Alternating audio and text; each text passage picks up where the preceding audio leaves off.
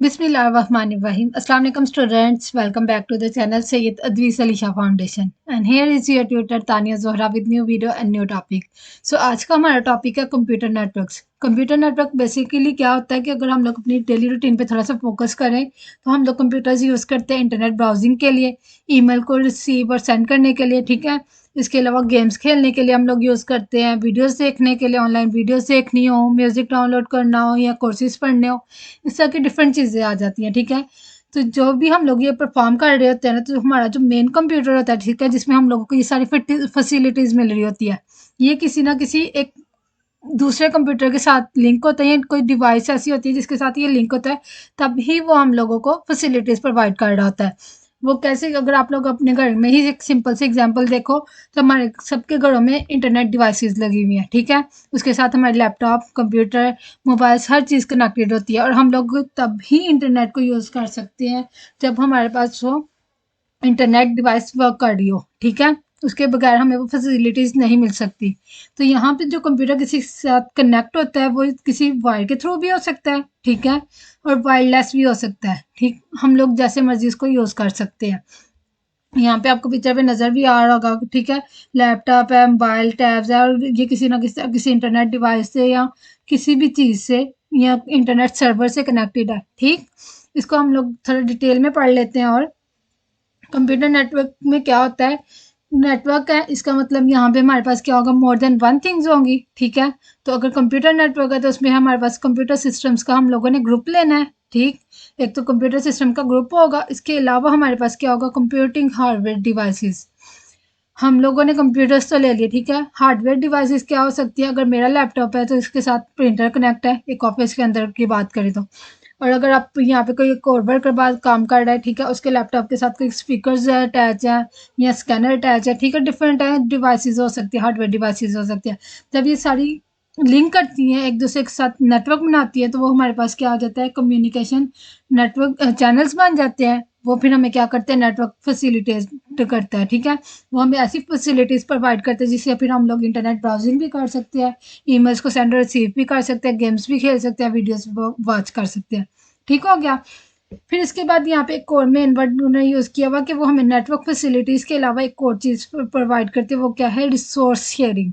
Resource sharing में क्या है कि यहाँ पे एक ऑफिस में बैठ के 5 बंदे काम कर रहे हैं और जो प्रिंटर अटैच है वो मेरे लैपटॉप के साथ है। तो क्या होगा कि बाकी 4 के साथ भी मैंने उन्हें एक्सेस दी हुई है कि वो अपने लैपटॉप को यूज़ करते हुए मेरा प्रिंटर यूज़ कर सकते हैं, ठीक है। तो ये रिसोर्स शेयरिंग में आ जाएगा कि वो दूसरे रिसोर्सेज भी यूज़ कर सकता है अगर वो एक कंप्यूटर नेटवर्क के अंदर कनेक्टेड है या लिंक है, ठीक हो गया। इसके बाद यहाँ पे ये देखें एक छोटी सी पिक्चर एक और ऐड की हुई है। यहाँ पे ये देखें राउटर है, ठीक है। ये इंटरनेट सर्विस प्रोवाइडर ISP, ठीक है, जिससे हमें सबको नेटवर्क प्रोवाइड किया जा रहा है। इसके साथ अगर हम लोग डिवाइस है तो डिवाइस कंप्यूटर के साथ क्या है? एक वायर के थ्रू अटैच है। प्रिंटर है वो भी वायर के थ्रू अटैच है। लेकिन यहाँ पे अगर आप मोबाइल देखोगे तो ये वायरलेस कनेक्टेड है। इसी तरह अगर हम लोग ये लैपटॉप को देखेंगे तो ये भी क्या है? वायरलेस कनेक्टेड है।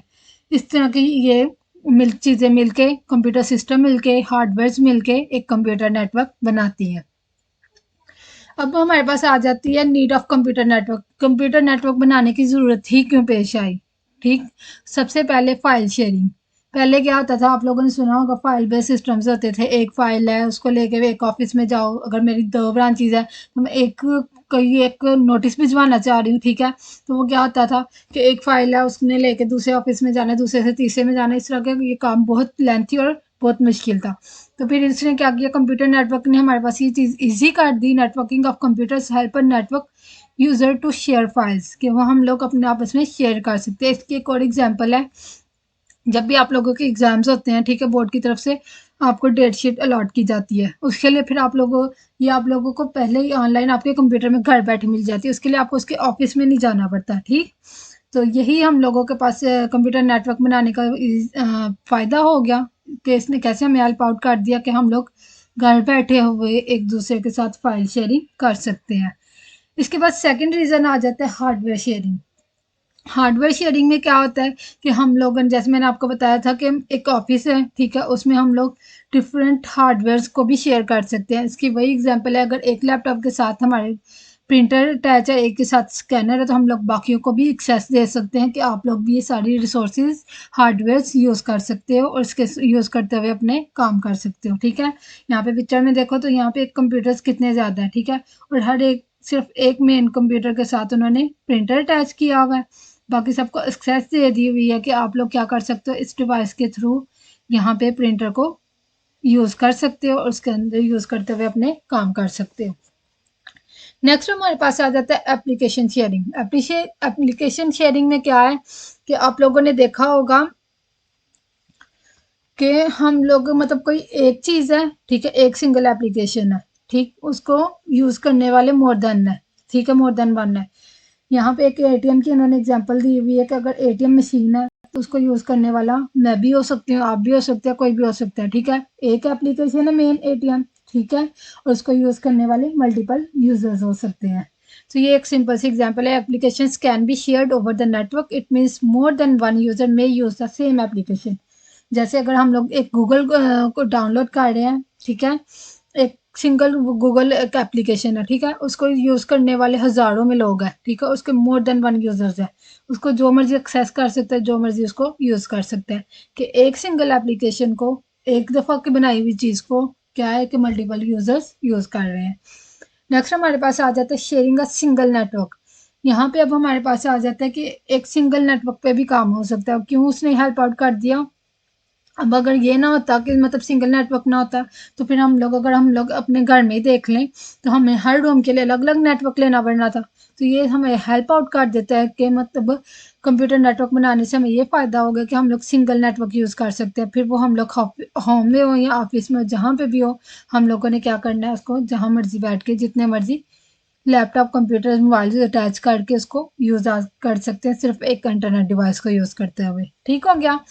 नेक्स्ट हमारे पास आ जाता है यूज़र कम्युनिकेशन। यूज़र कम्युनिकेशन आपको सेम वही चीज़ है कि ये तो आपने कोविड में देखा भी होगा कि हर चीज़ ऑनलाइन में चली गई थी। वहाँ पे वीडियो कॉन्फ्रेंसेस होती थी, ऑनलाइन क्लासेस होती थी। उसमें क्या होता था कि मेन बंदा बोल रहा होता था एक वीडियो के थ्रू और बाकी सारे उसको सुन रहे होते थे अपनी अपनी जगह पे बैठ के। तो ये जितनी भी वीडियो कॉन्फ्रेंसिंग होती है, न्यूज़ ग्रुप्स होती हैं, तो ये सारी क्या है, यूज़र कम्युनिकेशन के अंदर आता है। कंप्यूटर नेटवर्क ने हमें इसमें भी हेल्प आउट कर दिया कि आप लोग एक जगह पे या अपनी जगह पे बैठ के डिफरेंट कॉन्फ्रेंसिंग भी कर सकते हो, न्यूज़ ग्रुप्स को भी चला सकते हो। नेक्स्ट हमारे पास आ जाता है इंक्रीजिंग स्टोरेज कैपेसिटी। यहाँ पे इसका क्या मतलब है कि मतलब अगर हम लोग एक ऑफिस में काम कर रहे हैं, ठीक है, और एक नेटवर्क बना हुआ कंप्यूटर्स का, जैसे यहाँ पे ये लैपटॉप्स का एक नेटवर्क बना हुआ है, ठीक है, लेकिन इसके पास स्पेस 1 GB की है, इसके पास 10 GB की है, इसके पास 100 GB की है, इसके पास 1 TB की है, इसके पास 1 PTB की है।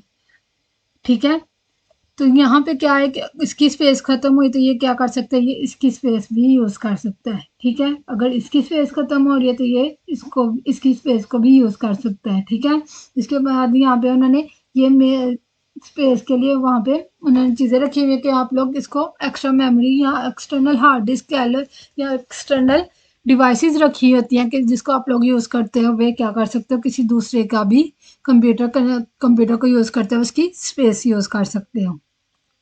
यहाँ पे हमारा टॉपिक कंप्लीट होता है। उम्मीद है आप लोगों को बहुत अच्छे से समझ आई होगी। ठीक हो गया। इंशाल्लाह न्यू वीडियो के साथ हाजिर होंगे, तब तक के लिए अल्लाह हाफिज़।